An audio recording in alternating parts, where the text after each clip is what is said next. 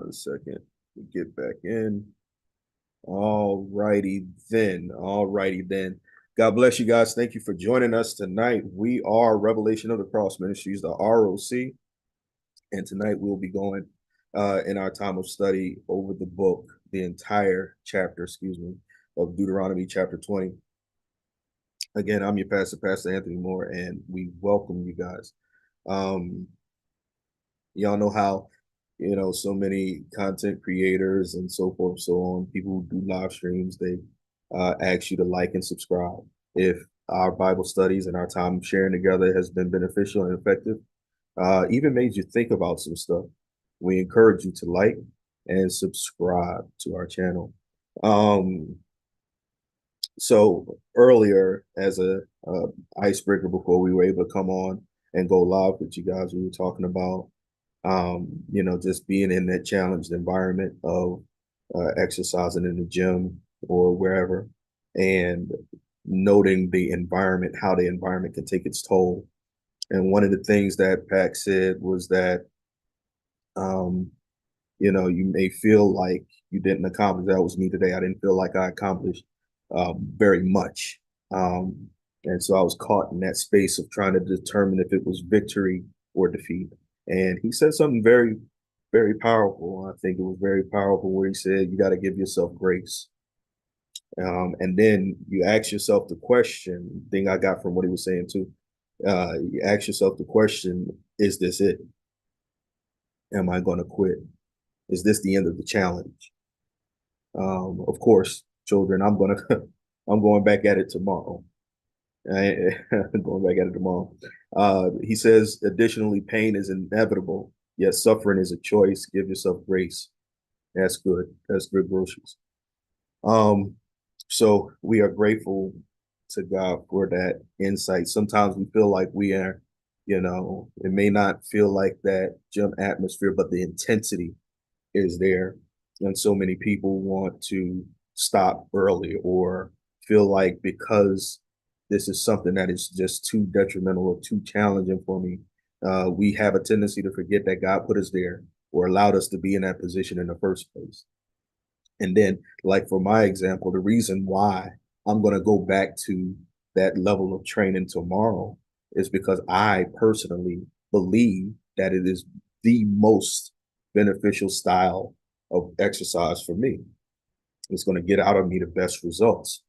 Is the intensity of the situation you may be enduring, is it getting out of you the best results? Can you see the potential of it getting out of you the best results? Well, in our situation with what we're reading in Deuteronomy chapter 20, God is once again speaking to the children of Israel. He's given them instructions regarding going to war.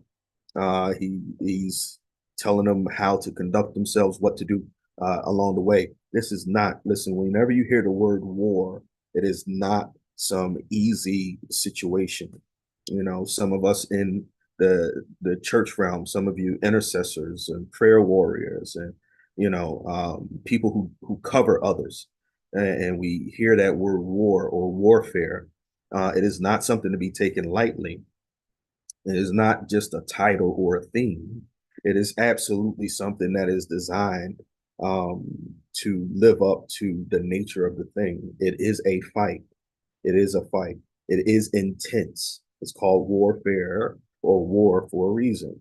And so when we hear things like, I'm going into warfare on your behalf, and as an act of intercession, you are actually telling that person that you are willing to go in, not to, as it were, swing the sword at the attackers, but to absorb some of that shock. The things that would hurt or harm or inflict damage to the person that you said you're going to war on the behalf of. It's not about your offense, it's about your defense. So those of you who have experienced warfare prayer, and maybe we should teach more about it. It's warfare prayer is not offensive. I don't know if we ever heard that before. Warfare prayer is not offensive, it is defensive.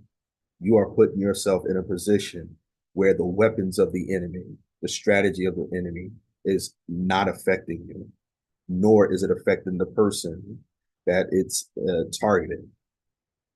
So, oh, there. Now, there's another part to that because some people, we'll be covering. We pray for so many people, Pastor Nisha, myself.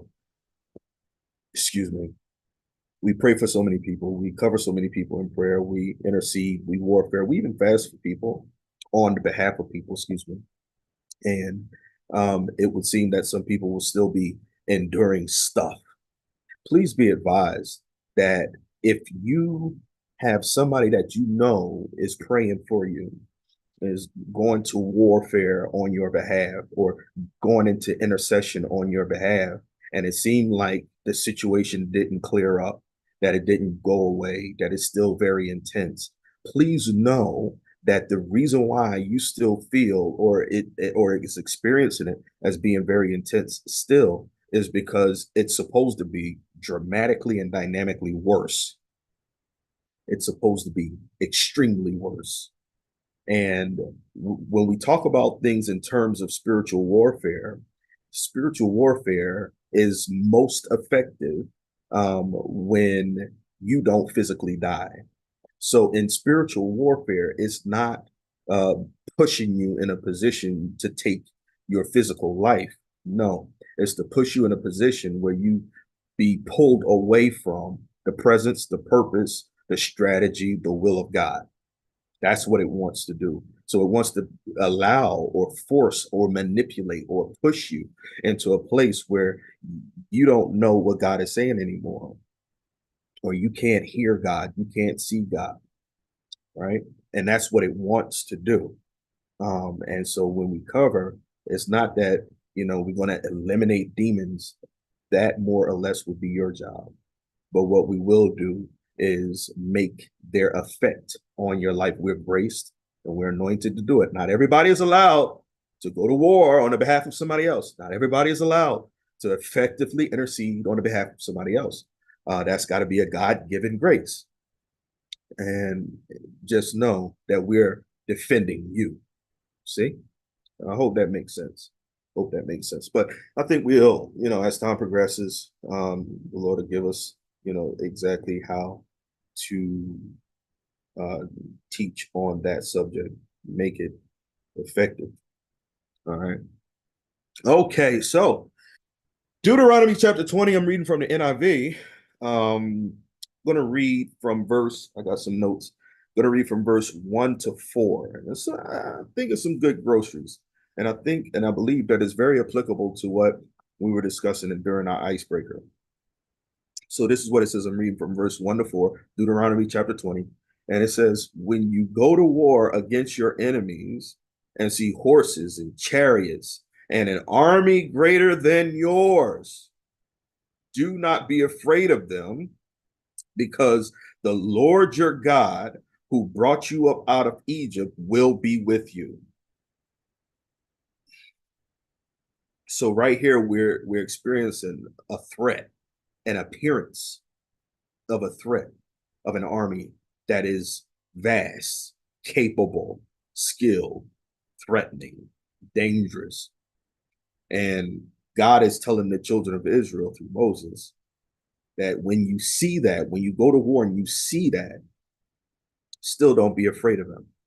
He said, because all you have to do is know that I'm fighting your battles. I'm fighting on your behalf. See, God is different. God is not just on the level, of intercession. God is the one who had positioned himself to be both offense and defense on your behalf. So if God is fighting your battles, you got to know that there's some instructions. I know it was only verse 1 and we were supposed to read verse 4. There's some instructions that he's going to give you so that he is given that free course to fight your battles and defend you. You get it? So he's your defense, and he will be the sword of the Spirit, which is the word of God. And so he's reminding the children of Israel in verse 1 to be reminded of how he was the one that brought them up out of Egypt. All right, verse 2. when you are about to go into battle, the priest shall come forward and address the army. We're going to revisit that. He shall say, Hear, Israel, today you are going into battle against your enemies. Do not be faint hearted or afraid. Do not panic or be terrified by them, for the Lord your God is the one who goes with you to fight for you against your enemies to give you victory. And remember, just a few seconds ago, we were talking about during workout, the thing that I felt was I wasn't sure if it was defeat or victory. Well, why not? Could I have been dependent on or looking at the wrong thing to bring about that unsurety? And on one hand, the defeat of not being able to finish the full workout, but the victory was I got a good workout and I'm encouraged and motivated to go back at it tomorrow. Go back into that same environment that caused me so much pain and agony, so much physical stress. I'm willing to go back at it again tomorrow. And then get this, a part of the victory is the thing that you have endured before. I have endured it before. I have wisdom on it. You see, it's one thing to just jump into hot box training and you've never done it before. You have no experience, no wisdom with it. You can really hurt yourself. But if you get into it with the wisdom and the understanding, then it won't be as effective against you as it could be if you didn't have any experience or wisdom. You see that? When we deal with people on a day-to-day basis, it is your experience and wisdom that will allow you to do what you're supposed to do, to conduct yourself the way you're supposed to. There's some stuff, again, that God will put us in the midst of that will challenge us seemingly to no end. But God will never put us in a situation or in a place where it is too much for us to handle, or where He has no divine purpose connected to it. Sometimes the intensity of the situation, we, instead of putting it on God, even though we started out believing that God put us here in this situation, that God allowed us to be in this situation, it is to say that we'll suddenly, because we don't want to blame God, we'll blame ourselves. Oh, you know what? This might not have been God. This might have just been me. But in the beginning, it was God. You see that? I ain't quoting Genesis. In the beginning of the situation, it was God. One of the things that the enemy wants to do is to remember the devil wants to take all glory and recognition from God. That's what he wants to do. And so if he can get you and I to be made to feel like I'm in disobedience or I'm in disalignment or I'm not in the will of God, this was all me, then the devil is going to take the credit and gain some measure of praise, which is what he wanted in the beginning. You know?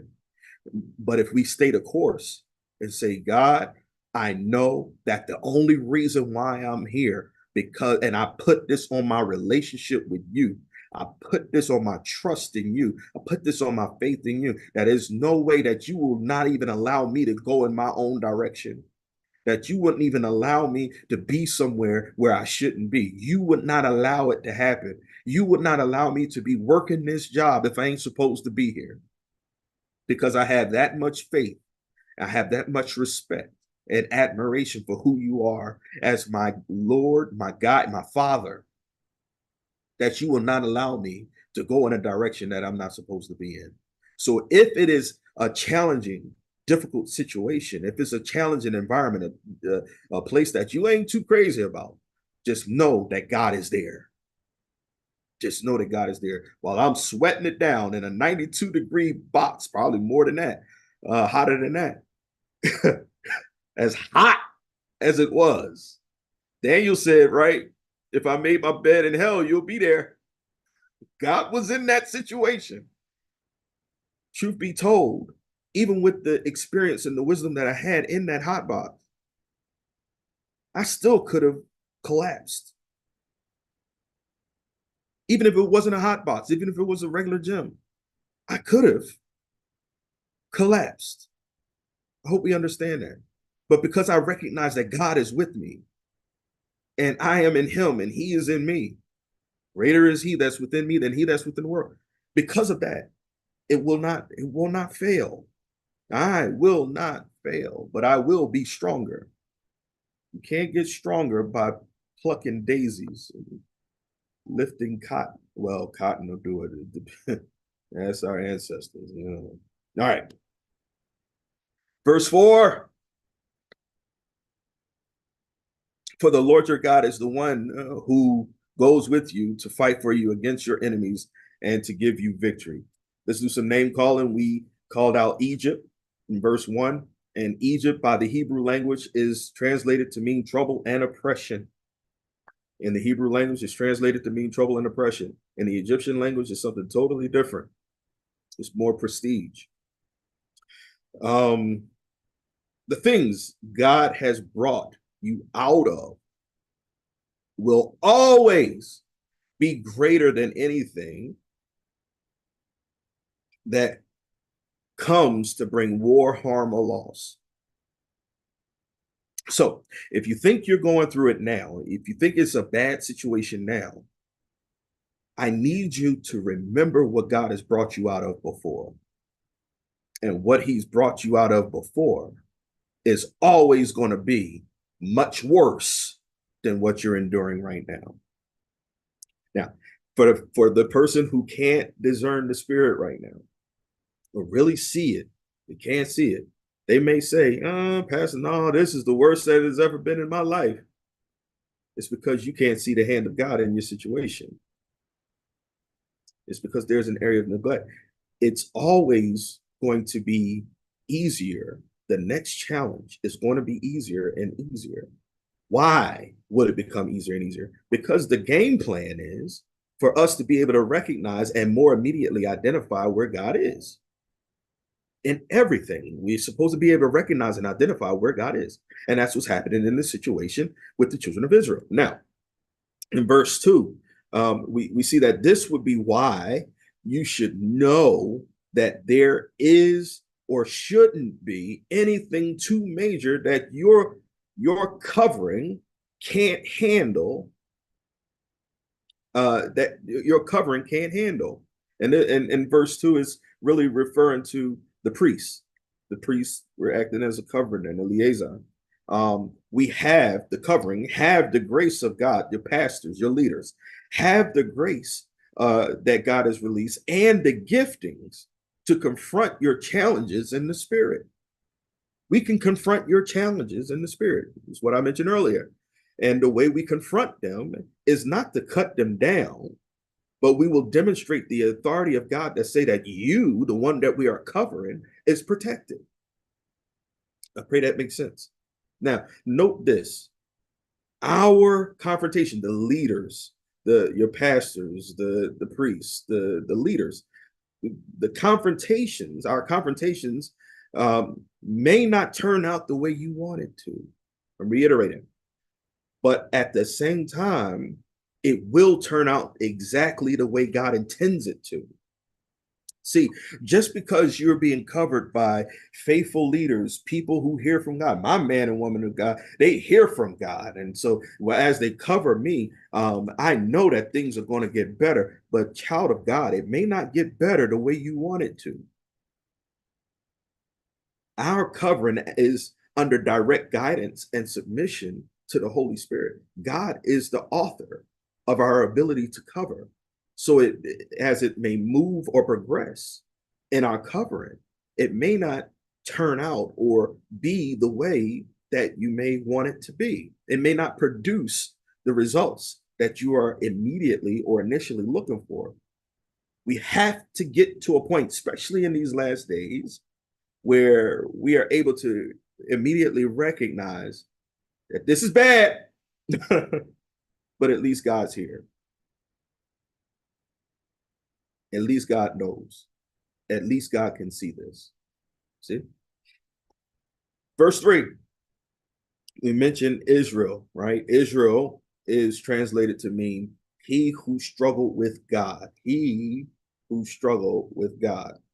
And then finally in verse 4, the thing that we get is sometimes we don't know who our enemy is. Mm-hmm. And I say that broad and general because for every single person, we're not going to always be able to immediately identify or spot who our enemy is. Sometimes, uh, well, I'll say we don't know who our enemy is all the time, but God knows. God knows who's trying to be an enemy. And here's proof positive. We go way back. That's my friend. We went to school together.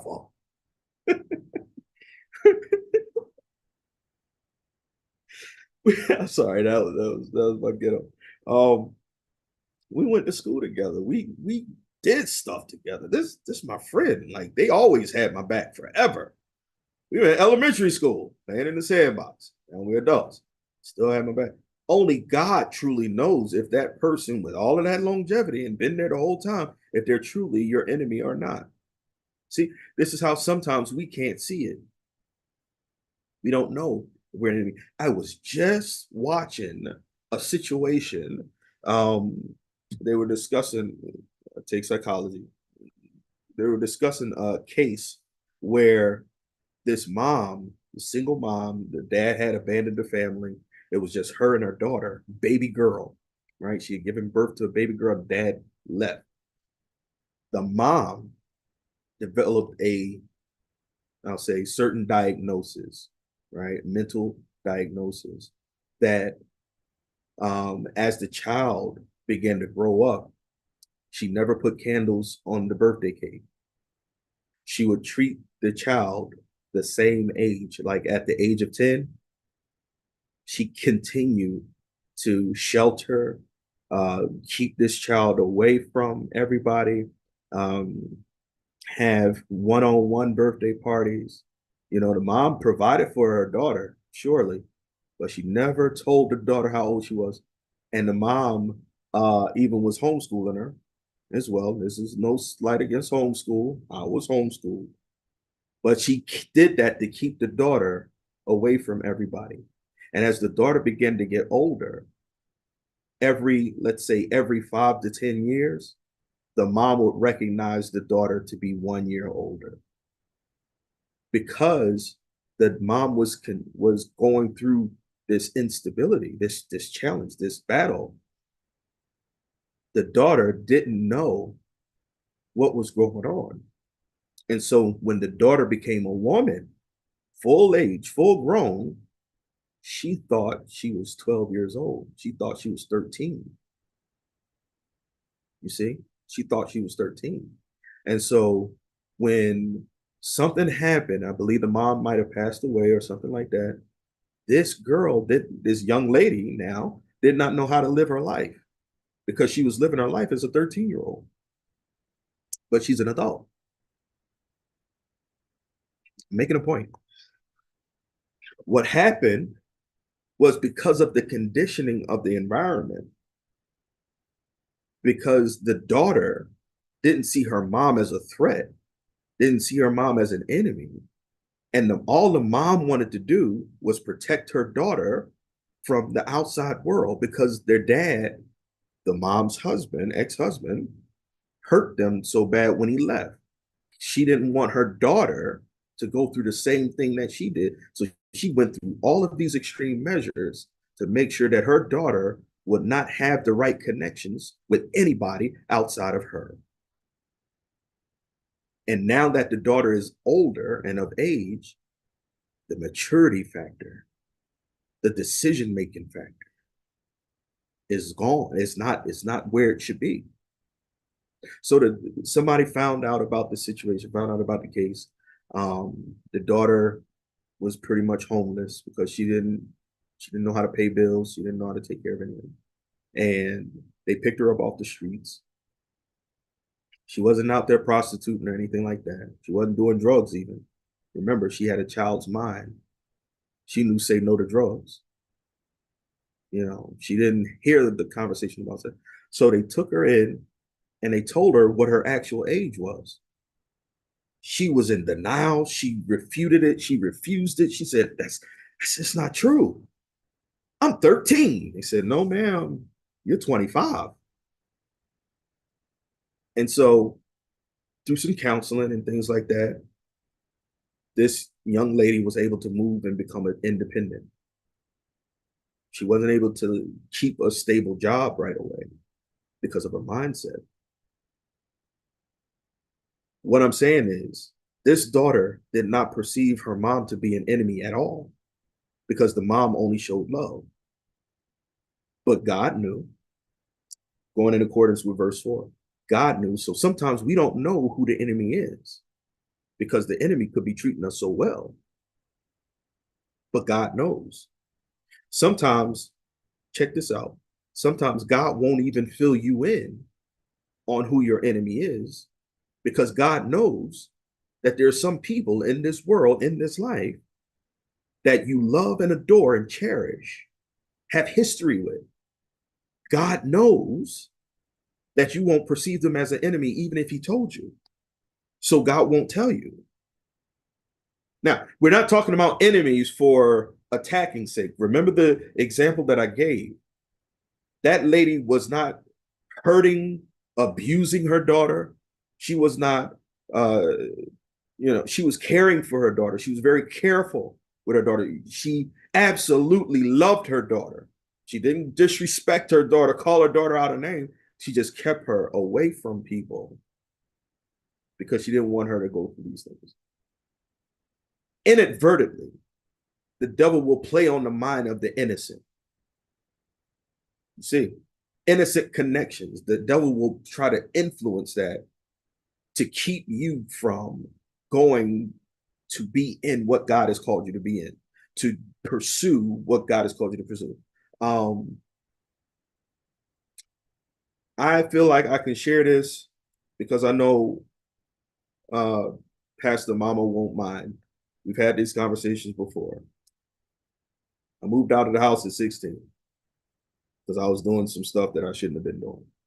And I didn't want to bring that stuff into my parents' house, knowing what they stood for. And I'm in my own apartment and everything, doing what I'm doing and working at a grocery store. And it got to the point where I had an opportunity to come to Philly, work security, change my life. And I knew that my parents would be able to help. So I called Mama. I said, Mama, I got this opportunity to move to Philly, and it seemed like it's going to work out. Mama said, if it's the will of God, God will make a way for you to get there. In other words, I'm not going to help you get there. I'm not going to help you get there. If it's God's will, you're going to get there. Now, I was feeling some type of way. I was like, oh, really? Like, y'all know what I'm doing out here? I'm 16. I didn't finish high school. Right? Didn't finish high school. And it came down to the point where I didn't know what to do. First thought that hit my mind was, all right, the Greyhound bus depot just happened to be not so far away from the apartment where I was living. And the lease at the apartment was coming to an end. I took my paycheck, packed up my clothes in some old style suitcases, and got on a Greyhound. Told my parents that it was happening, it was working out. And Mama didn't want me to leave the city. She didn't want me to leave New Orleans. But it had to happen. And to this day, she knows that me making that move actually saved my life. Mama meant well. She wanted to keep her children close. She didn't want us to go out and experience the evils of this world. But now she sees that God rescued me from an evil that I was getting involved in, more and more sincerely heavy in our own backyard. So sometimes God won't tell you who your enemy is. If he can trust you that much, he'll reveal your enemies to you. So in the meantime, don't be trying to make it up. Don't be trying to figure out who your enemy is. Sometimes the most harsh of correction is from the one who loves you the most. God chastens those who he loves. So if he sends correction to you, it's not for you to see that person that God has appointed to release the correction as an enemy. It is for you to recognize and identify God is there. God is there. And God is showing his love for me. You see? We just have to learn more so how to receive it. All right. All right. Verse 5. Let's read from verse 5 to 9. Verse 5 to 9. I'm going to read it straight through. Then we'll go back and touch some stuff. The officers shall say to the army, has anyone built a new house and not yet begun to live in it? Let him go home, or he may die in battle, and someone else may begin to live in it. Has anyone planted a vineyard and not begun to enjoy it? Let him go home, or he may die in battle, and somebody else may enjoy it. Has anyone become pledged to a woman and not married her? Engaged. Let him go home, or he may die in battle, and someone else may marry her. Let him go home, or he may die in battle, and someone else may marry her. Verse 8, then the officers shall add, is anyone afraid or faint-hearted? Let him go home so that his fellow soldiers will not become disheartened too. This is something. When the officers have finished speaking to the army, they shall appoint commanders over it. So we got some areas to cover here, but I'm going to start with my notes this time. In verse 5, are you going to die in what God gave you to live in? Are you going to die in what God gave you to live in? Will you leave where God told you to stay? That's verse 5. Verse 8.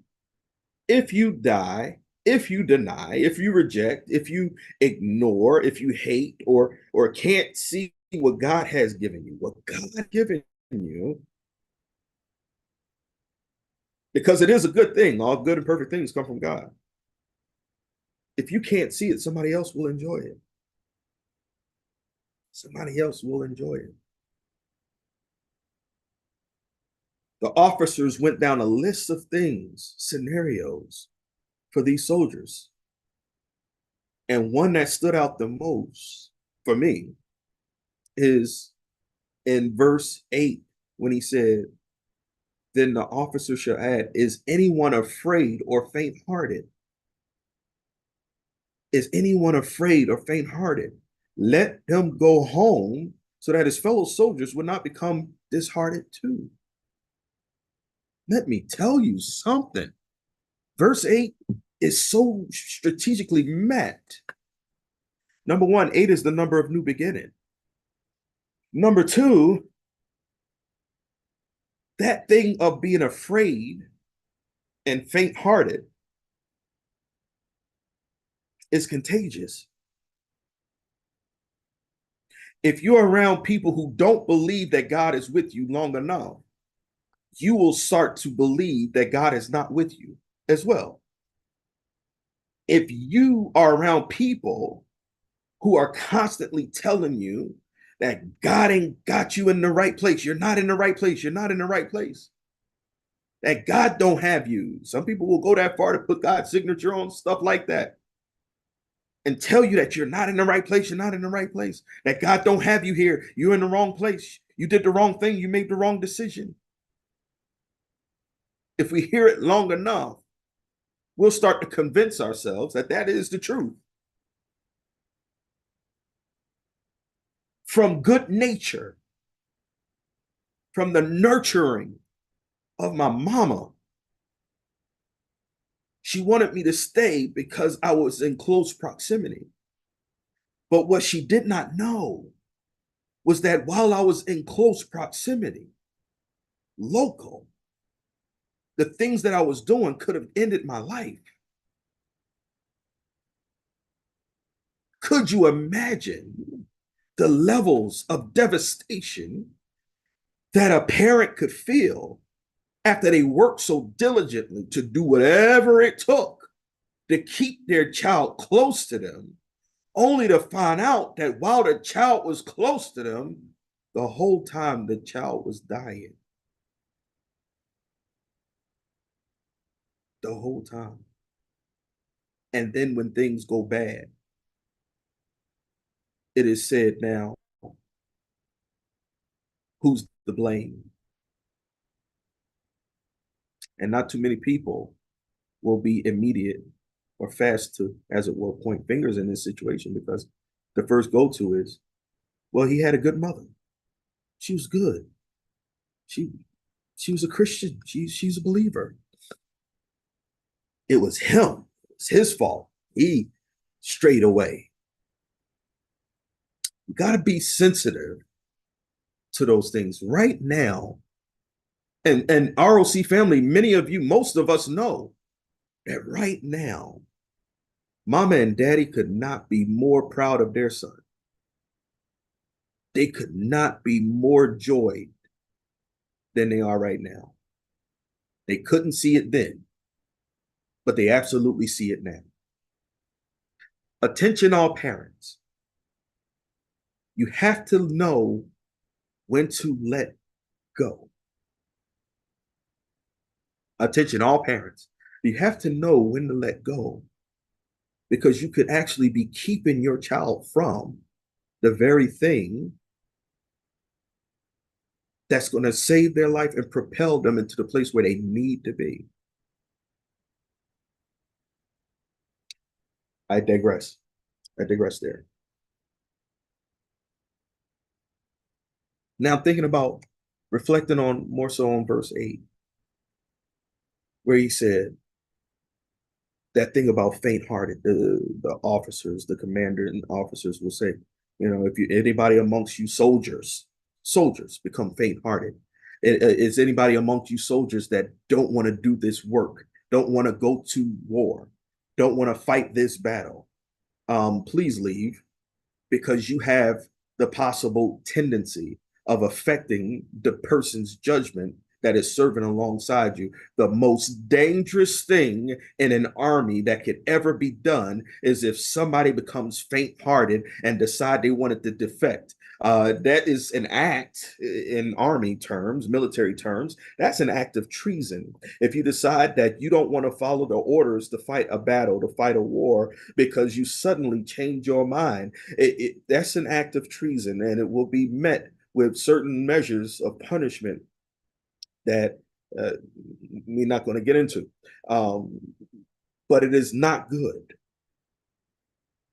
Now, I'm going to digress just a little bit and shift gears in this, with staying in context. Who are you fighting with and who are you fighting for?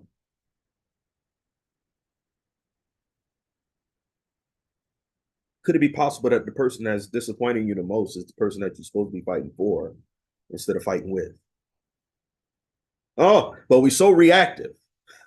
we can be so reactive. I did this because they did that. Don't you know that in moments like that, where we find ourselves being so reactive, it's only because that person is actually becoming an idol to you? Come on, Cowie. Good, good, good, good. Sometimes we fight ourselves. You can become your own idol.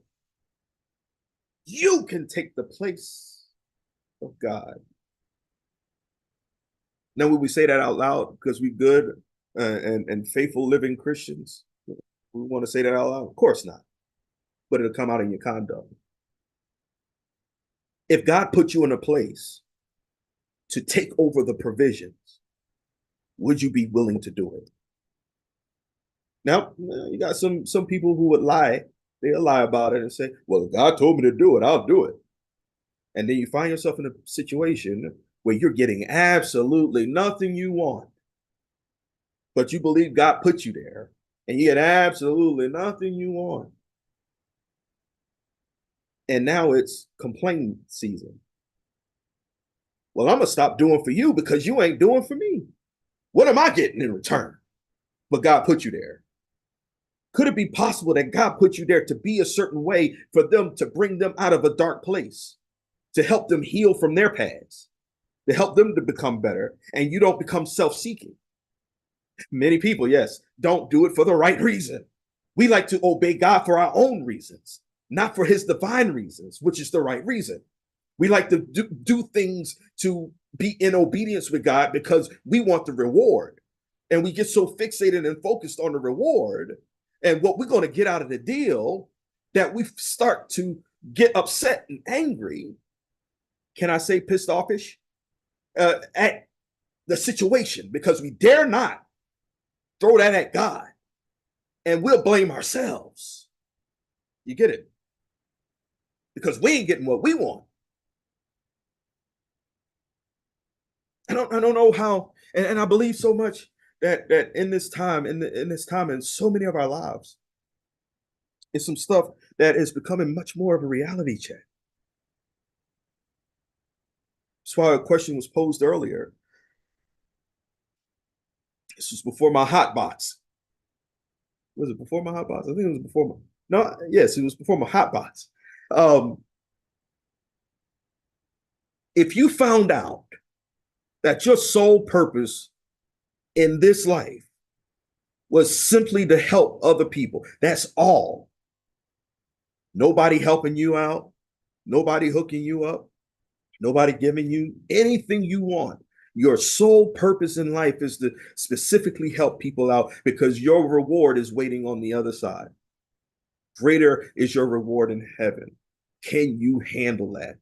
And you know, from a spiritual sense and a I love Jesus perspective, yeah, I can handle that. Wait till you go without getting what you want. But it seemed like the whole wide world, everybody around you is getting everything they want, getting everything they like, and enjoying life.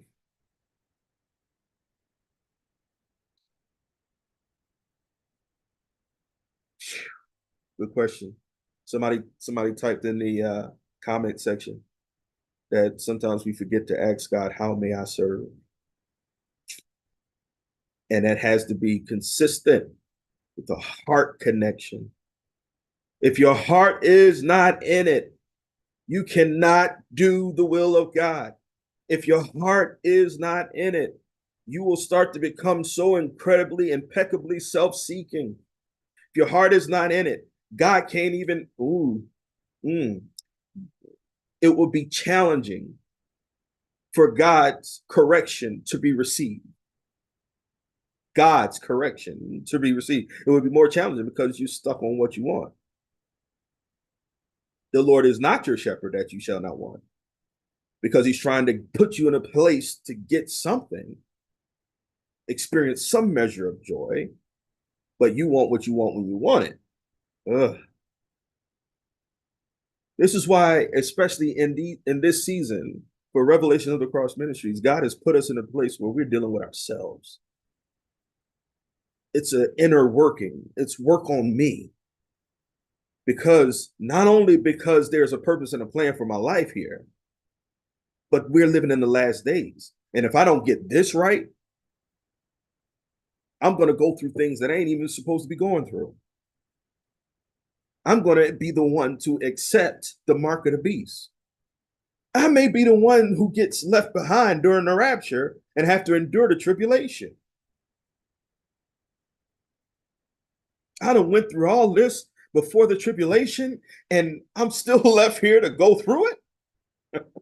All because I did not change my heart and I kept refusing to believe and follow through and obey the God I claim that I serve, the God I claim is my savior.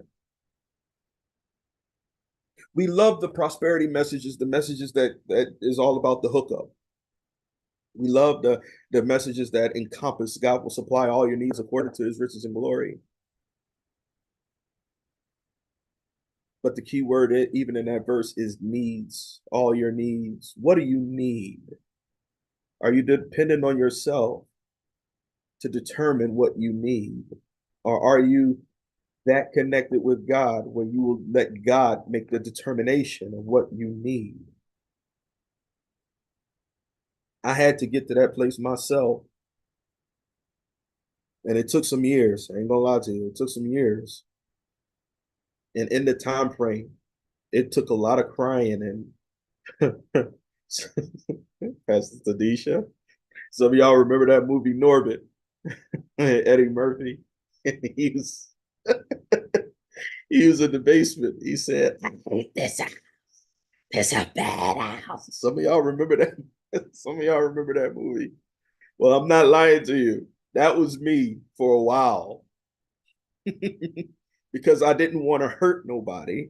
I didn't want to lash out. I didn't want to be unseemly. I didn't want to, openly complain about stuff. So I would go into a secret place, which is the basement, and I would just silent scream. I couldn't really let it out.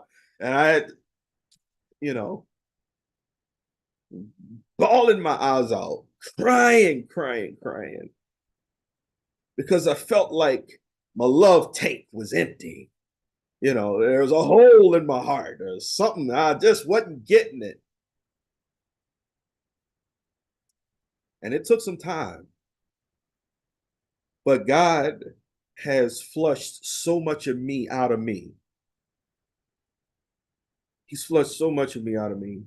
And then once that happened, he put me in a place where I could hear him and receive it and believe it. And God said it to me so absolutely pristinely clear, because now so much of myself was gone. So much of what I was, so much of what I wanted, so much of what I expected was gone, that God put me in a position where he finally said, you do know that you can get whatever you're lacking. You depending on the wrong people, brother. you depended on the wrong people. I put it in you to get some stuff done. I put it in you to get it done. Your wife wants to live a certain way. She deserves a certain way. I put it in you to get it done. Don't pull her into a partnership with that. I brought you to her life to get it done. And that's when it hit me. God is about to seriously make some ways out of no way. The way life was, it's not going to be the way life is going to be. And now my confidence as a man has skyrocketed so much. Not to arrogance. Y'all know what comes after the pastor. So, but my confidence in my ability to take care of my family, to provide for my home, to put my wife in a position where if she did not want to work, she don't have to. I finally received and accepted what God put on me to accomplish. And you know what it did? It even broke the stigma that I had placed on myself. It broke limitations that I had on myself. Y'all remember I said, I have a GED. Listen to me. I have a GED and now I'm going after a PhD. And it's because not because of somebody hooking me up, but it's because I've gotten to a place where I've become absolutely confident in the God that is empowering me to help my wife. See, when we talk about the scriptures that says, whoso findeth a wife, findeth a good thing and obtains favor from God, you really think, man, that favor is for you? That favor ain't yours. That favor ain't so you can take care of yourself and get something you want. Don't you know that that verse is pointing to you being able to operate in so much favor for your wife? You're being able to, the favor to take care of your wife is that portion. And what God will do with you, man, is put so much confidence on what he is gracing you to accomplish that you won't need anything from anybody. I know that sounds so wild. Oh my goodness. You won't need it. Don't get it twisted. You'll welcome it if it comes, but you won't cry if it don't. You won't throw a tantrum if you're not getting it. A part of the favor that's obtained with God by being married, a married man, is that authoritative stance of self-control. Now, I ain't gonna lie, like I said, it took me some time to get to this point. It took me some time to get to this point. I didn't know what I was going to do. At certain times, I didn't know what I was going to do. Can I be honest with you and say that there was a time where I felt like I deserved every bad thing that would happen to me because of some of the stuff that I've done in my past. The people who I hurt before. That God's got me in a position to provide for a family, to help out, to contribute, and then I die, and they get left with money to be well off. And that would be the end of my story. There was a time where I thought that all I'm doing is getting paid back what I put out. Some of you non-churched folks who call it karma. But the Lord checked me immediately. He said, no, I'm not taking away from your life. I'm adding to it. I'm adding to it. The best thing, and I don't want to put this in a general context, but some of the best stuff that a man could feel is the confidence of knowing that he don't need nobody to depend on. He don't need to depend on nobody. He'll know when he has enough confidence to accept and embrace the help. But as far as dependency, husbands, you are built for dependency, for people to depend on you, not for you to depend on people. You're built for that. Some of us, like myself, have to go through a draining process of ourselves before we really realize what that means. All right. Oh no, stop all this marriage ministry stuff. Okay, here we go. Verse 10, you can hear the young prophet shot in the other room going on. Going on. Like, oh my. Oh boy. Listen. Verse 10 to 15. When you march up to attack a city, make its people an offer of peace. I hope y'all caught that. When you march up, verse 10, when you march up to attack a city, make its people an offer of peace. If they accept and open their gates, all the people in it shall be subject to forced labor and shall work for you. If they refuse to make peace and they engage you in battle, lay siege to that city. When the Lord your God delivers it into your hand, put to the sword all the men in it. Oh, we got some stuff to deal with. As for the women and the children, the livestock, and everything else in the city, you may take these as plunder for yourselves. Oh man. And if you, excuse me, and you may use the plunder the Lord your God gives you from your enemies. Verse 15. This is how you are to treat all the cities that are at a distance from you and do not belong to the nations nearby. Whoa. The first thing that I want us to see between verses 10 and 15 is the comparison between what is to happen between the men and the women and children. All right. The men get killed. The women and children are considered plunder to be used however see fit. Slave labor, forced other stuff, marital arrangements.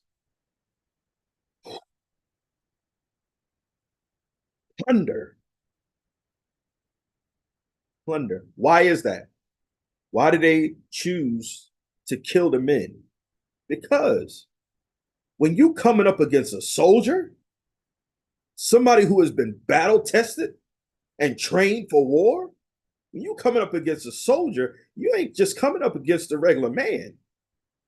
You coming up against a man that has conditioned himself that even if he has a family of his own, he still ain't got nothing to lose.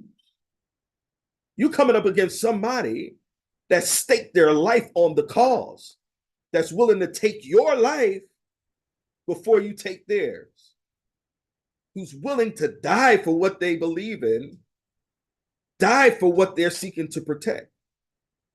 You're coming up against a man who has developed such a sense of confidence that if you don't kill him, there's a chance where he may cause the people in your army to turn against you and a mutiny happens. So you ain't just coming up against some regular dudes. You coming up against a group of people, a group of men who come to find out who they are. Excuse me, what they're capable of, who have been able to desensitize themselves from anything that will make them weak during battle. The only option is to kill them.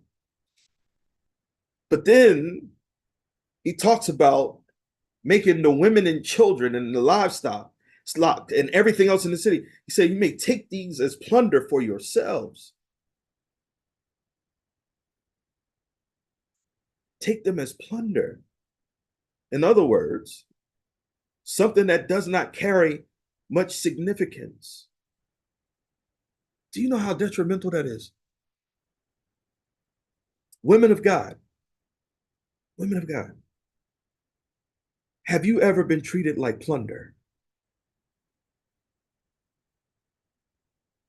When we go over how women have been treated like plunder, they're talking about, and please understand, I'm still in the right context. I know we're talking about the enemy's camp and the women and the children of the enemy's camp. But have you ever been treated like plunder?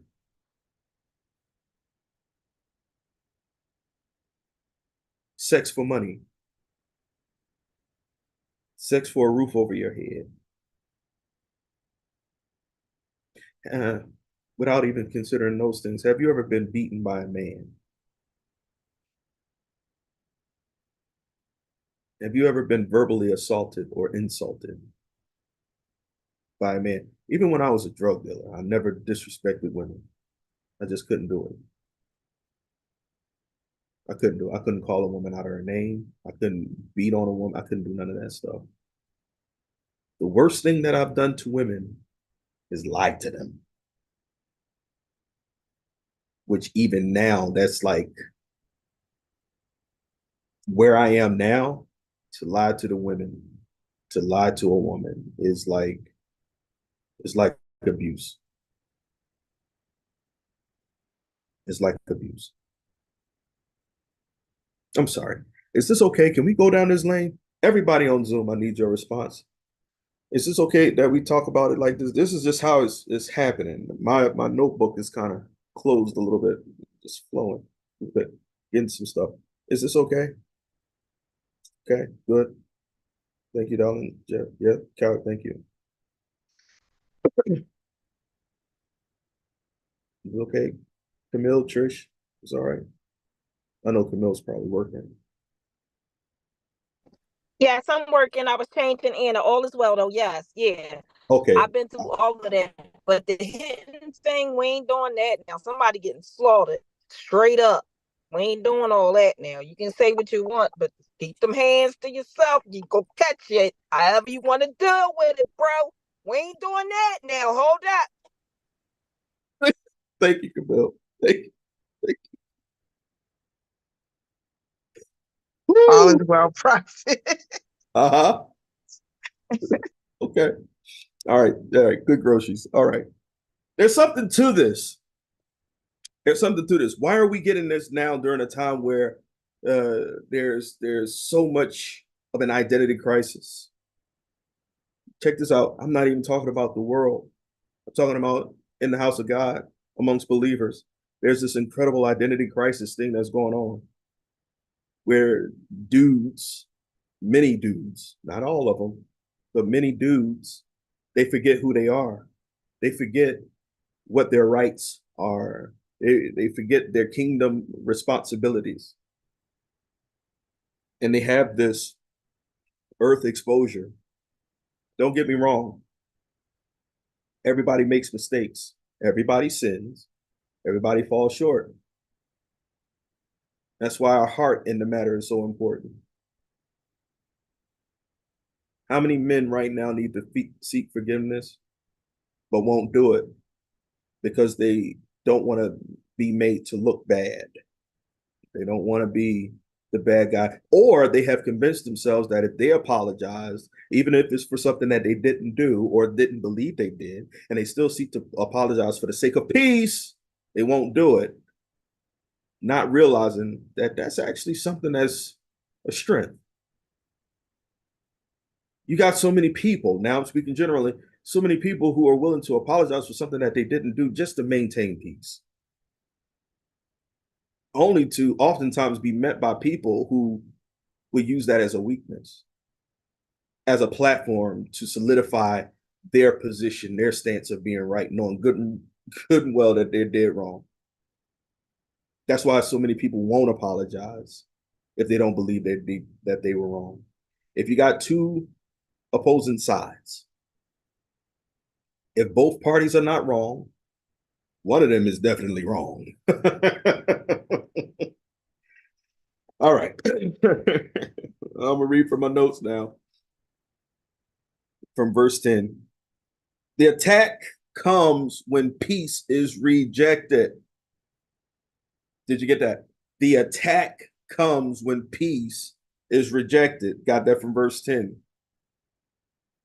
The attack comes when peace is rejected. In verse 14, the thing we get from that is anything that protects, provides, or preserves will be eliminated. All that remains will be as someone else's plunder, someone else's use, someone else's looked down upon, someone else's object, and looking what you can do for me and manipulate. How many of you have wondered why good girls like bad guys? You know, there's a statement. DMX came out with a song too there. It was like, why good girls like bad guys? You know, we see oftentimes these men be talking crazy to these ladies. And you try to, you know, there's been times where you hear police stories where they would intervene with that and the lady ended up jumping on the cop. But this dude is just cuss you out and ready to beat you down to the ground.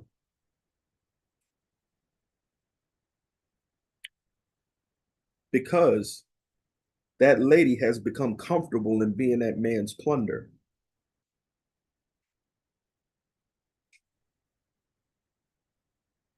If the man is killed, what kills a man more than anything? What kills a man? The thing that kills a man, it starts with that man's potential. The devil knows that if I can kill that man's potential, then I can inevitably destroy that man. What kills a man's potential? His receivability. You can't tap into your potential if you can't receive. If you can't receive instructions, you can't receive correction, you can't receive encouragement. Have you ever given somebody a compliment and their response wasn't thank you? It was more of, what you mean by that? All right. The devil will always show you something when you can't see properly. The devil will always show you something if you can't see. If you can't see it, if you can't see what God is showing you, the devil will give you something to look at, and it'll be compelling. The devil will always tell you something when you don't have ears to hear. So if you can't hear what God is saying, the devil will give you something to listen to, and you'll take it as gospel. Ooh. The devil will always surround you in something when you are not sensitive to the right things. The devil will always surround you in something, put you in the midst of something, put you in an atmosphere of something. The devil will put you there if you are not sensitive to the right things. There is a way that seems right to a man, but the end result is death. We've heard situations of people who have visited the ROC and told us about places that they've been in attendance, ministries that they've been a part of, and they felt like they were dying spiritually. Everybody around them is getting what they're gonna get from God. God is moving in the lives of so many people, while that person is sitting there feeling like they're spiritually dying. They're not getting anything. Could it be possible that one, you're in the wrong place, or two, you have the wrong heart? All right. We're going to read 16 to the end. We're going to read 16 to the end. Yes. However, hold on, let me read 15 to the end. This is how you are to treat all the cities that are at a distance from you and do not belong to the nations nearby. However, in the cities of the nations the Lord your God has given you as an inheritance, do not leave alive anything that breathes. Wow. Completely destroy them. The Hittites, the Amorites, the Canaanites, the Perizzites, the Hivites, and the Jebusites, as the Lord your God has commanded you. Otherwise, they will teach you to follow all the detestable things they do in worshiping their gods, and you will sin against the Lord your God. Verse 19, when you lay siege to a city for a long time, fighting against it to capture it, do not destroy the trees by putting an axe to them, because you can eat their fruit. Do not cut them down as the tree, are the trees people that you should besiege them? However, you may cut down trees that you know are not fruit trees and use them to build siege works until the city at war with you falls. Oh, man. Oh, man.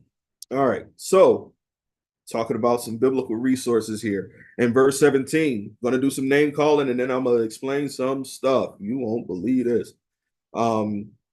Hittites, children of he who is broken or fearful. Amorites, children of he who lived in the mountains. Canaanites, children of merchants and traders, those who make trade. Perizzites, children of he who is rural, lives in a rural town. Hivites, not Hittites again, but Hivites, children of he who is a midlander. Jebusites, children of he who lived in a trampled place. Children of you lived in a trampled place. Guess what I found out? Still studying on it, but guess what I found out? The Hittites, the Amorites, the Canaanites, the Perizzites, the Hivites, and the Jebusites. Number one, look at their descriptions of the territories that it is conquered. Mountains, rural areas, midlanders, trampled places, people who are broken and fearful, people who are merchants and traders. All right, check this out, though. Why? There's more of a reason to why the instructions were given to the children of Israel to cut them down, to lay waste to them, these people, leave nothing alive. You want to know why? Because the Hittites, Amorites, Canaanites, Perizzites, Hivites, and Jebusites were a part of the bloodline of the fallen. I'm still studying this, still doing my research, but what I come across is that they were a part of the bloodline of the fallen. That they, the gods, quote unquote, that they were worshiping were a part of their bloodline, their fallen angel ancestors. And so they were worshiping them. Is that crazy? See, when God gave the order to destroy these people, he wasn't just destroying their works or destroying the chaos that would ensue because of what they were doing. He was removing something that had some sort of potential to cause a disconnect between God's chosen people and himself. Imagine the blood connection, blood relation. Because I don't know if y'all realize it by now, but through what we've been reading, if a person from the children of Israel came across any of these people that we mentioned, the Hittites, Amorites, Canaanites, Perizzites, Hivites, and Jebusites, if they came across any of these people, there's a strong chance that they would make children together, thus extending the bloodline, making it more so inept. It was something about the bloodline that did something to the mind, the will, the soul, of the person. It was something about the bloodline that affected the way the person thought, the way the person perceived. It was something about the bloodline in these days that caused a disconnect between that person and the one true living God. There was something in the bloodline. It was almost, and this is the question that I have. Were these people actually human? I digress. That's a little for a hat, Tom. I digress. For God to want them to be eliminated the way that they have been. Anyway, verse 19, I want to go back and read that again. When you lay siege to a city for a long time, wait a minute, hold on. Yes. Fighting against it to capture it. Do not destroy the trees, put an axe to them, because you can eat the fruit. You can eat the fruit. He said, be careful of what trees you cut down, because some of those trees may be fruit trees. I want you to leave intact the thing that's going to take care of you. Are you trying to cut down the very things that God is providing, made a way for provision? Keep in mind that when it comes down to fruit trees grow in a season. Fruit trees grow at a certain time. So if you're not patient with the fruit tree, you won't get the fruit. And God said, don't cut down the fruit tree. He said, but cut down the trees that you can use to build your siege. So any tree that was sturdy enough to not have fruit on it, cut it down and build. There's still a use there. But if you cut down a fruit tree, it's too withered like. It's not as sturdy as a tree that you would use that doesn't have fruit. Listen to me. The trees that produce fruit were weaker for construction purposes. Trees that produced fruit were weaker. You could not build a house. You could not build a siege with a fruit tree. It wasn't strong enough. It was the tree that did not have any fruit. Y'all not listening? Did not have any fruit that was suitable enough. Whereas, even though it did not produce fruit, it still was usable to build a siege, a fortress, a protection. It still had a purpose. We have a tendency to look at, oh, you're not listening. We have a tendency to look at people who we think are not being fruitful when all God is doing is making them into that which will be a siege, something to protect, something that is sturdy and strong. I may not be producing the fruit that you want me to produce. I may not be doing it the way people want me to do it. I may not be the type of pastor that people want me to be. Does not mean that I'm not useful. Now, keep in mind also that, like any other form of vegetation, trees have to go through a process of growth.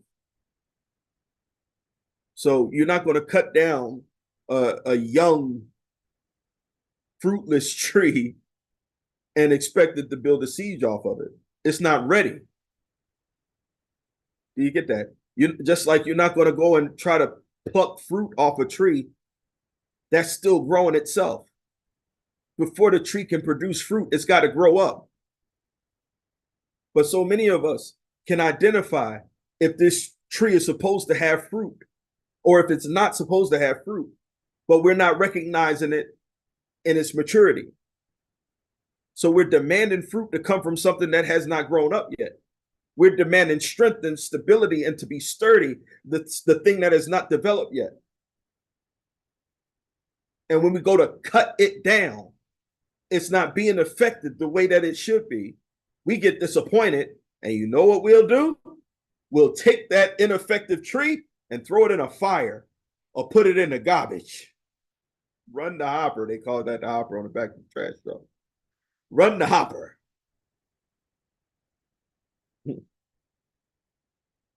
Don't throw me away because I'm not done maturing yet. Oh, Pastor Tanisha could have thrown me away.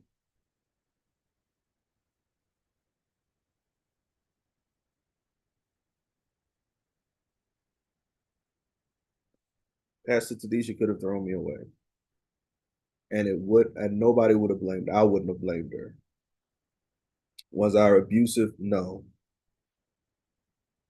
Was I disrespectful? No. Did I have to grow up?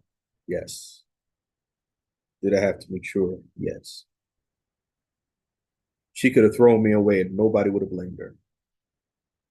I ain't gonna lie, there was a part of me that felt like any day now, this be the last day. She gonna have enough. And God gonna send her the tough guy, the roughneck, the sturdy siege.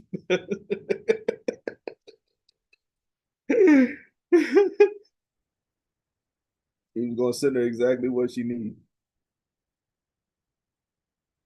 I don't know, darling. Now that I say that, you got me kind of thinking, did you and Jesus have a conversation? And Jesus is like, you ready to get rid of him or no? I think they had that conversation. You had enough of this? No, really? Oh, you had enough of this? Or are you gonna wait for him to grow up? He's gonna grow up. He's gonna get himself together. Are you willing to wait for that? Because I got something else that's like right here. He's good to go. He's built for siege and he got fruit. Teacher's like, nah, I'm gonna wait. I got some patience. maybe not. Who's to say? Oh boy. All right.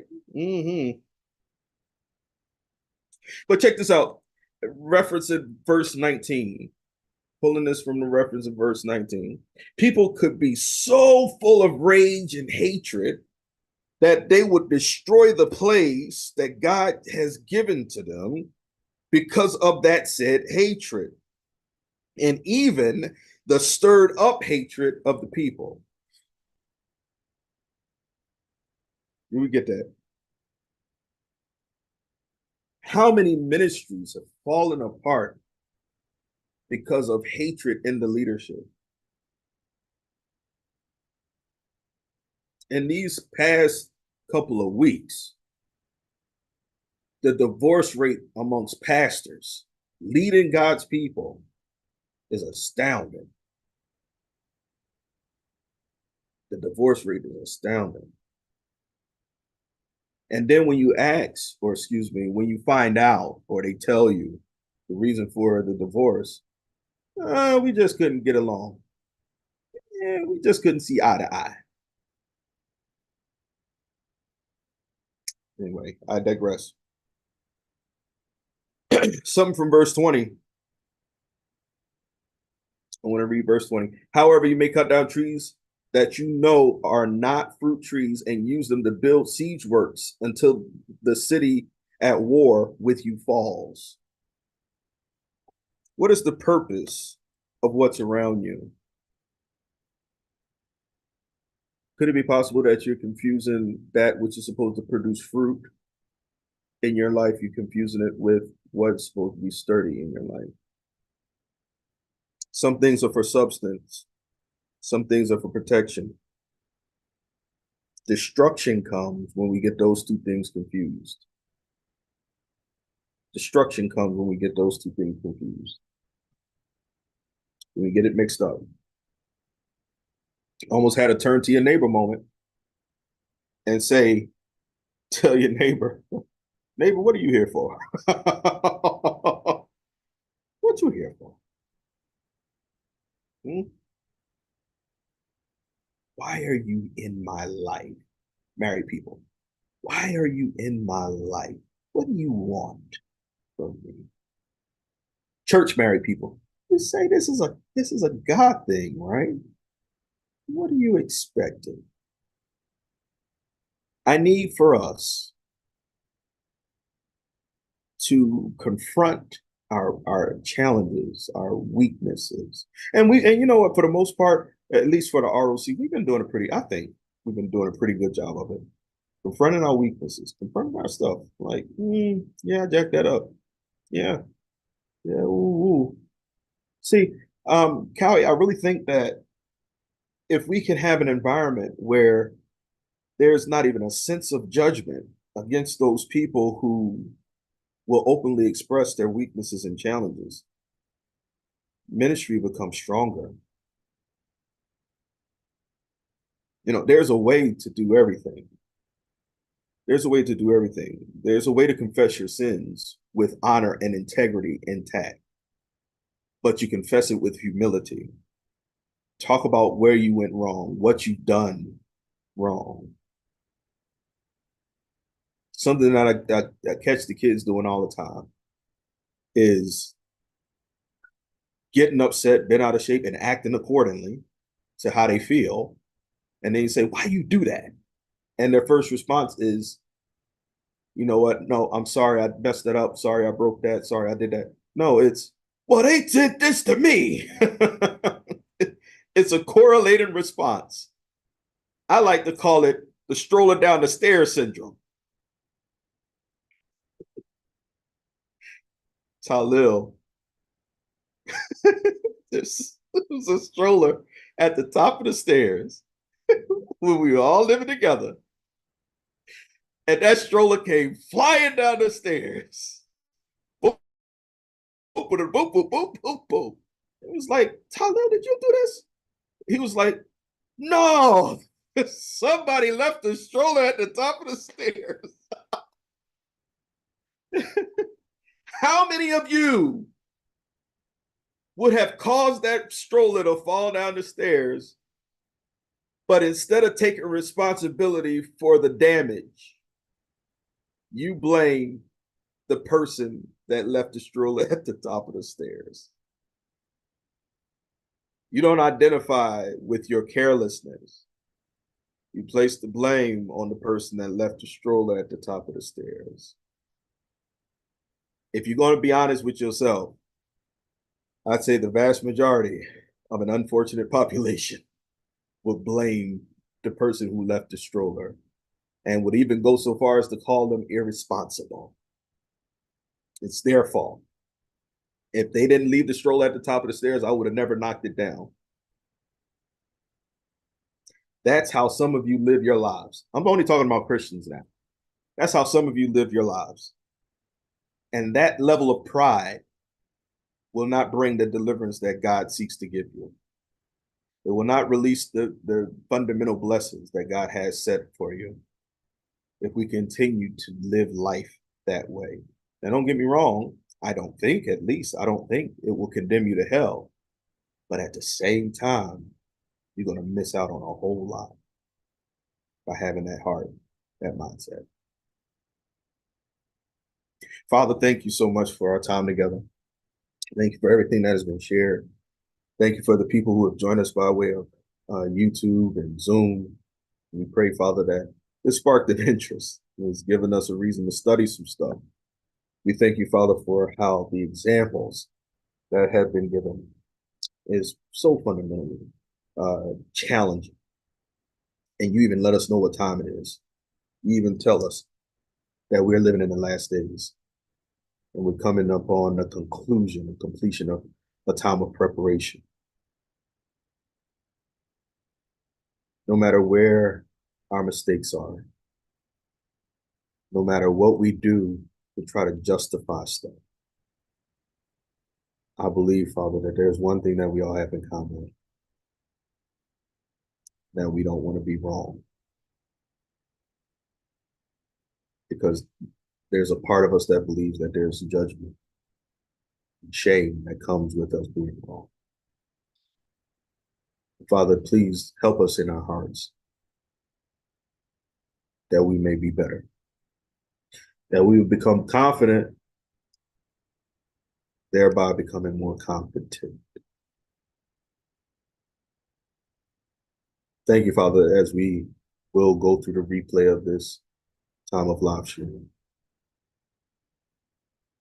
that there will be more revelation to come, more things that speak to our hearts directly. In Jesus' name, we are grateful. All righty then. I have only one request before we sign off. And that one request is for Tahir. Trish, if you can tell Tahir that I have an assignment for him, that he is to watch this live stream, watch it on YouTube, and give me feedback. He has to tell me what he got from this time of Bible study. Okay. All right. Yes. With that said, thank God for those of you who have joined us tonight on Zoom and YouTube again, as we are Revelation of the Cross Ministries. Everybody on Zoom, go ahead and unmute your stuff. Everybody on YouTube, if you want to participate in this moment where we sign off, get ready to type it in all uppercase letters with an exclamation point. We're going to sound off ROC as we are Revelation of the Cross Ministries. That's how we sound off. That's how we sign off. At the count of 3. 1, 2, 3. ROC. God bless you Love guys. you guys.